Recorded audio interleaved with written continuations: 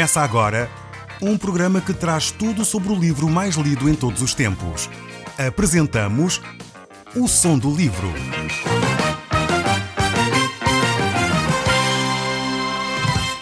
Seja muito bem-vindo. Neste podcast vai encontrar o livro mais conhecido e lido em todo o mundo. Vamos levá-lo numa viagem pela história da humanidade. Este é um audiolivro para si, para a sua família e sociedade em geral. Contextualização e comentários de Paulo Chaveiro. Eu sou Paulo Chaveiro e nós hoje estamos de volta ao Velho Testamento e estamos a olhar para o livro de Jeremias e vamos já no capítulo 3. Nós temos visto que Jeremias e estes capítulos do 2 ao 6 incluem-se num período de 5 anos do primeiro tempo de ministério de Jeremias. Era um período que no início até foi bastante favorável. Estava-se no início de umas reformas espirituais na nação de Judá e, de facto, o povo até não estava muito oposto ainda à palavra de Deus. Vemos que havia da parte do rei Josias muito apoio a estas iniciativas. O próprio sacerdote, Eliquias, que era o pai de Jeremias, também estava por detrás e a apoiar todo este processo. E, de facto, a nação estava a dar passos no sentido de se aproximar de Deus. Mas, mesmo assim, a maioria das pessoas continuava com um coração duro, continuava sem poder ainda se aproximar efetivamente de Deus. Então, há algumas reflexões que Deus traz à nação de Israel para que eles possam, de facto, pensar seriamente na sua caminhada, no seu relacionamento com Deus. Estamos então no capítulo 3, eu vou ler o verso 1 e temos que ter então em atenção este contexto histórico em que Jeremias vive, portanto estamos a falar da idade em que ele tinha entre 20 a 25 anos, assim como o rei Josias também teria aproximadamente esta idade, e eles estavam nesse processo de levar a nação a uma reflexão séria sobre a sua caminhada espiritual.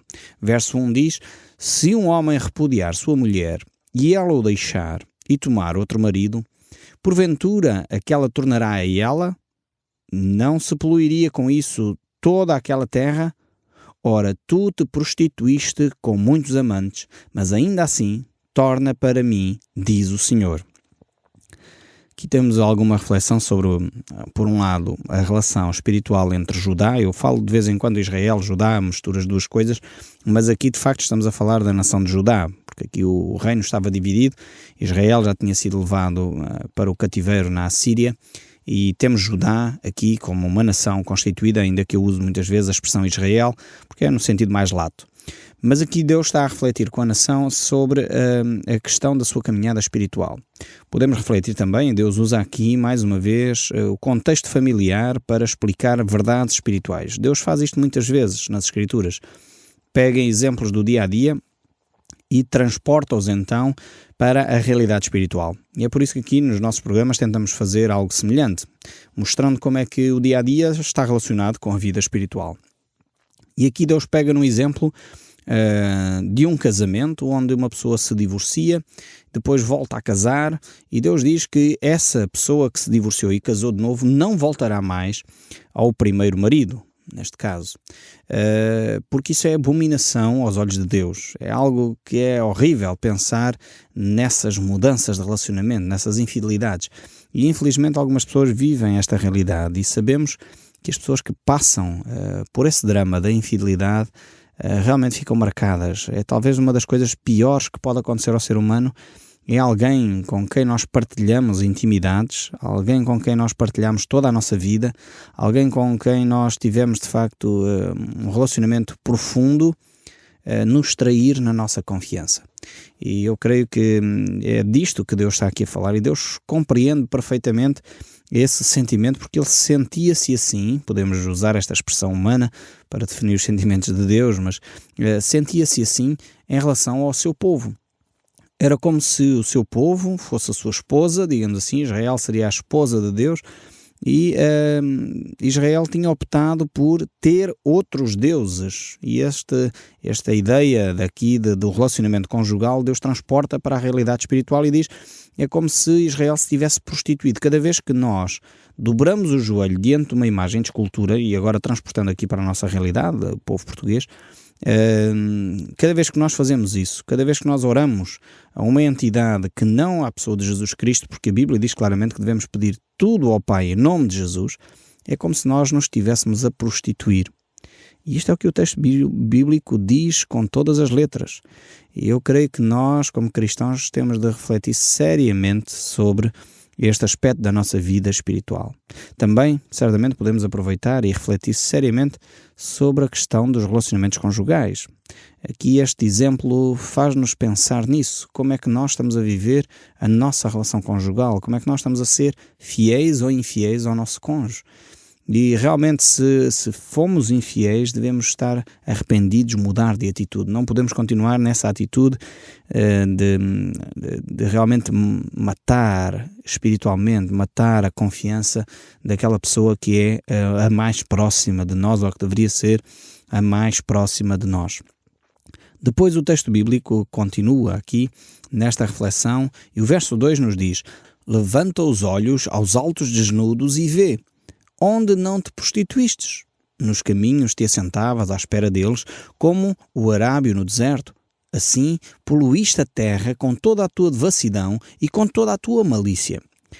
Vemos aqui Deus realmente desapontado com a nação de Israel. A idolatria era algo que estava muito presente na vida espiritual do povo de Judá, e eles constantemente dobravam os seus joelhos. Dobravam os seus joelhos a todo o tipo de imagens de escultura. Agora aqui eu creio que Deus não está só a limitar para nós os deuses como imagens. Às vezes nós cristãos pensamos, bem, nós já não temos esse problema, nós não dobramos os nossos joelhos diante de imagens de escultura. Se calhar seria bom refletirmos bem essa frase antes de a dizermos, porque se calhar até dobramos.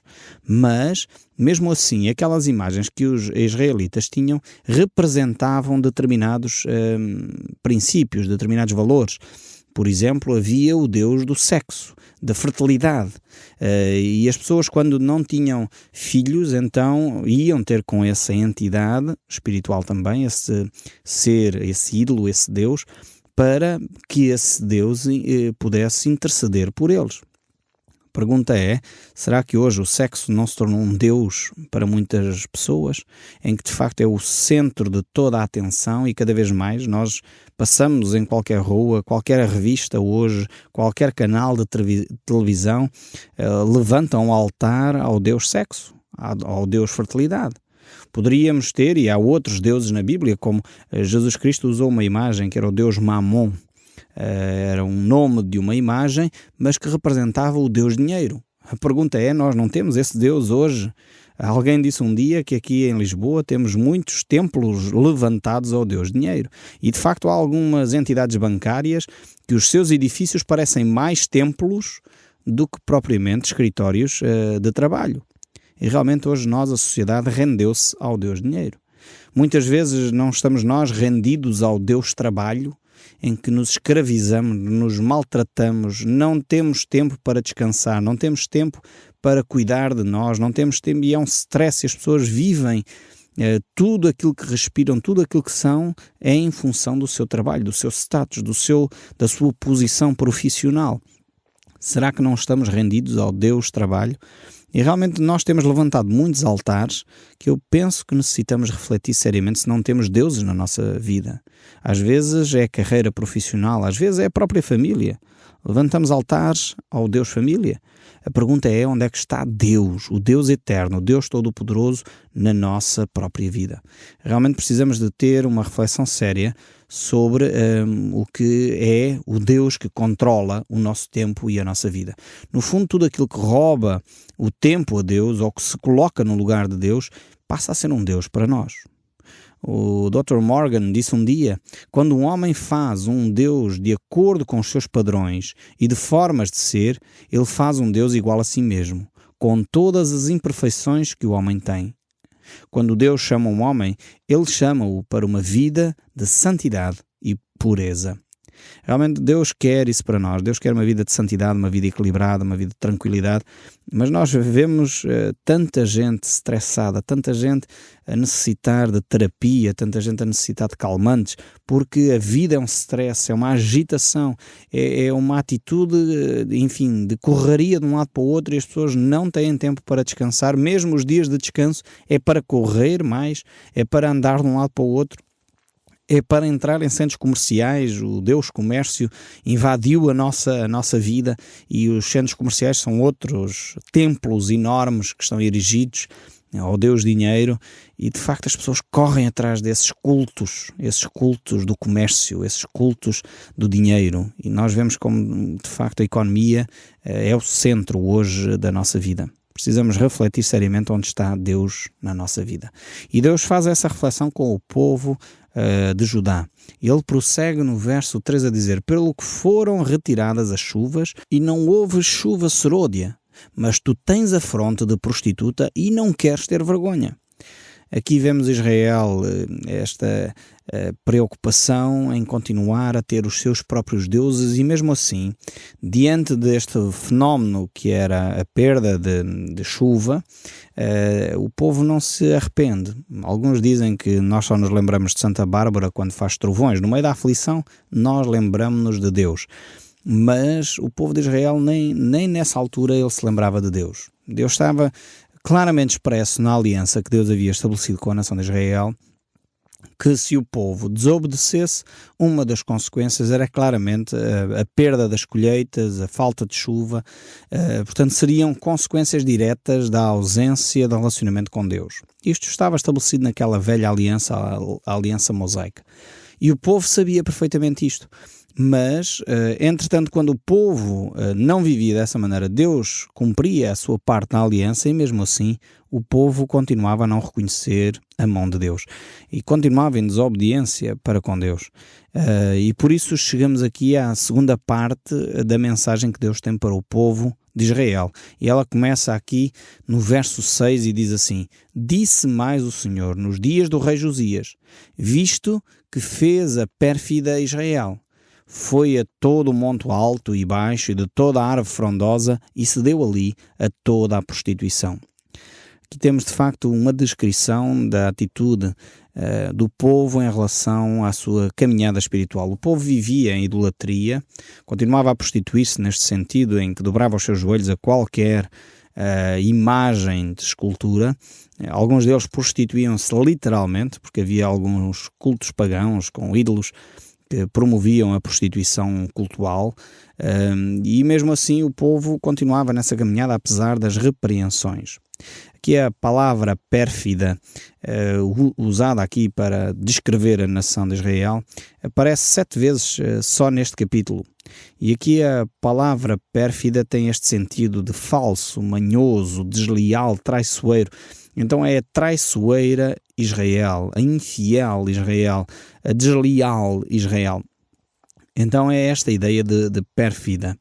E Deus vai descrever esta atitude constantemente em Israel e Judá. E o verso 7 diz, por exemplo: depois de ela ter feito tudo isso, eu pensei que ela voltaria para mim, mas não voltou. E a sua pérfida irmã Judá viu isto. Israel teve todas as oportunidades para se arrepender, para abandonar a sua deslealdade, a sua prostituição cultual, mas não o fez. Mas, por outro lado, apesar de Israel não ter feito, então sofreu, no fundo, o cativeiro por isso. Por outro lado, Judá teve não só o exemplo de Israel, a norte, como teve também todas as oportunidades e mais algumas. Por isso mesmo, ainda é pior Judá do que toda a nação de Israel. E é isso que Deus vai dizer. O verso 8 continua: por causa de tudo isso, por ter cometido adultério, eu despedi a pérfida Israel e lhe dei carta de divórcio. Vi que a falsa Judá, sua irmã, não temeu, mas ela mesma se foi e se deu à prostituição. Sucedeu que, pelo ruidoso da sua prostituição, poluiu ela a terra, porque adulterou adorando pedras e árvores. Mas apesar de tudo isso, não voltou de todo o coração para mim a falsa irmã Judá. mas fingidamente, diz o Senhor. Vemos aqui que realmente a nação de Judá teve ainda mais oportunidades, porque em determinados períodos a nação de Judá teve reis que conduziram a nação a um arrependimento. Por isso foi-lhes dada mais uma oportunidade. O caso aqui, por exemplo, das atitudes corajosas de Josias, que tenta levar o seu povo a abandonar a prostituição cultural, a abandonar a idolatria, e ele toma medidas políticas nesse sentido. Mas mesmo assim o texto bíblico mostra que Judá, como uma nação, não se arrependeu. Apesar das políticas corretas, apesar de ter um excelente sacerdote, apesar de ter um profeta como Jeremias, com um coração sensível à nação, mesmo assim o povo de Judá continuava sem voltar para Deus. Judá manteve um coração fingido. E em 1 Samuel a Bíblia diz que o homem por um lado vê o exterior, mas o Senhor vê o coração. Ou seja, aqui o coração é o centro da espiritualidade. E Deus olha, não basta ter rituais bonitos, cerimónias interessantes. O povo de Israel e de Judá tinha esse cerimonial todo certinho. Aliás, quando Jesus esteve entre nós, a classe que ele mais atacou foram os sacerdotes e chamou-lhes de hipócritas, serpentes, túmulos caiados por fora. Estas são imagens que Jesus usou para descrever os sacerdotes daquela época.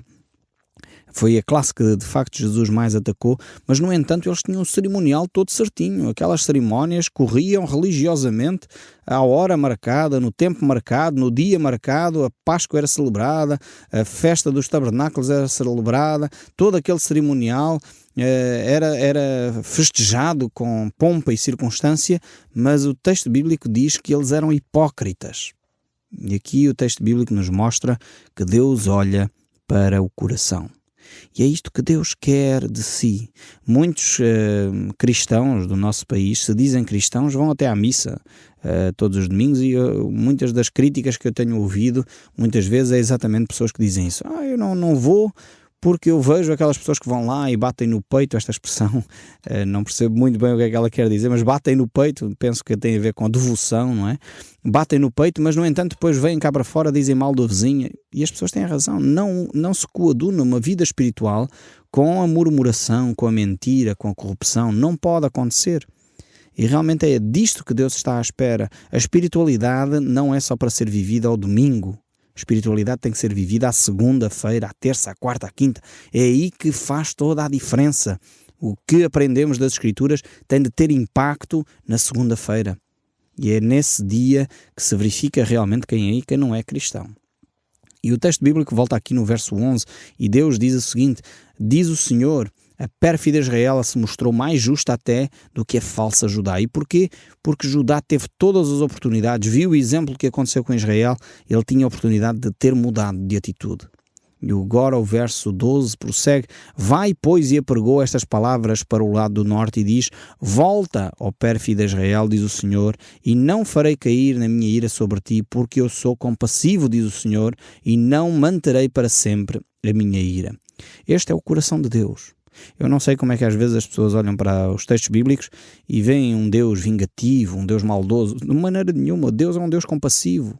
Um Deus que, apesar de tentar levar a sua nação a uma reflexão séria sobre o seu comportamento, Deus está pronto para receber de volta a sua nação. Mesmo depois de tudo aquilo que o povo havia feito, todas as atitudes contrárias à vontade de Deus. Mesmo depois, estamos a falar de séculos de atitudes em que o povo de Israel teve contrárias à vontade de Deus. Deus diz: eu ainda estou pronto para vos receber, se vocês se arrependerem. E Deus está a dizer o mesmo para si. Talvez você já foi à igreja em jovem, frequentou uma comunidade cristã evangélica ou católica, uma comunidade onde a Bíblia é anunciada de uma forma fiel, e é isso que é mais importante, que tenha o seu ensino bíblico, porque há muitas comunidades que não ensinam sequer a Bíblia. Então eu sugiro, se não é esse o caso da sua comunidade, procure uma comunidade onde a Bíblia é ensinada com seriedade.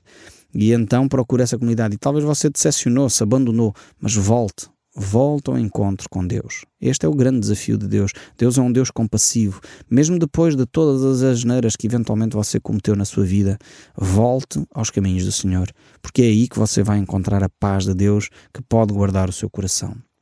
Por isso o texto no verso 14 diz: convertei-vos, ó filhos rebeldes, diz o Senhor, porque eu sou o vosso esposo e vos tomarei cada um de cada cidade, de 2 de cada família, e vos levarei a Sião.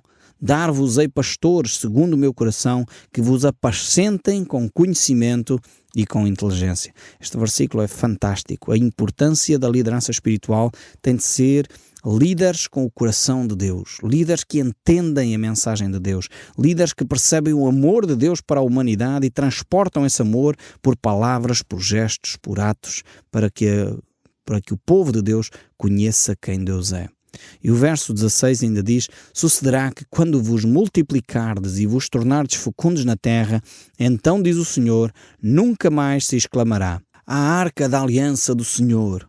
Ela não lhes virá à mente, não se lembrarão dela, nem dela sentirão falta, e não se fará outra. Naquele tempo chamarão a Jerusalém de trono do Senhor. Nela se reunirão todas as nações em nome do Senhor, e já não andarão segundo a dureza do seu coração maligno. Naqueles dias andará a casa de Judá com a casa de Israel, e virão juntas da terra do norte para a terra que dei em herança aos vossos pais.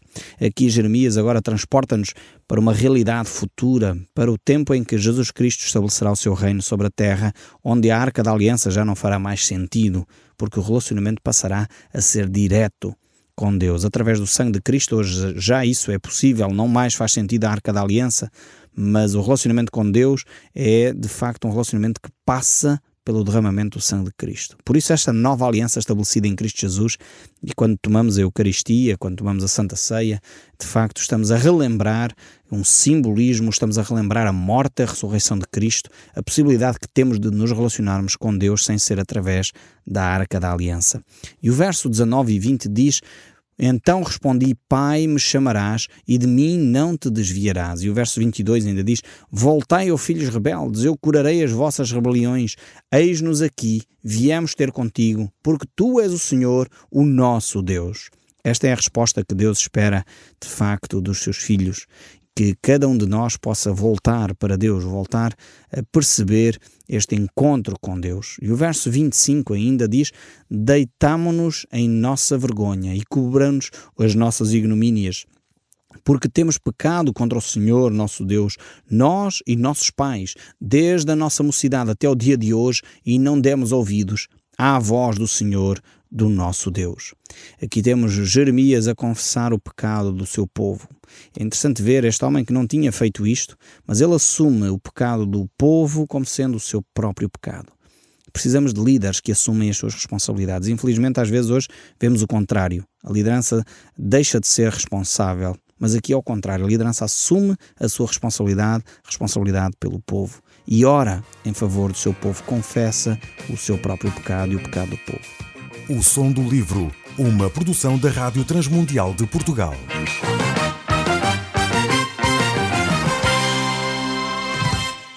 RTM. Conhece todos os nossos programas em rtmportugal.org.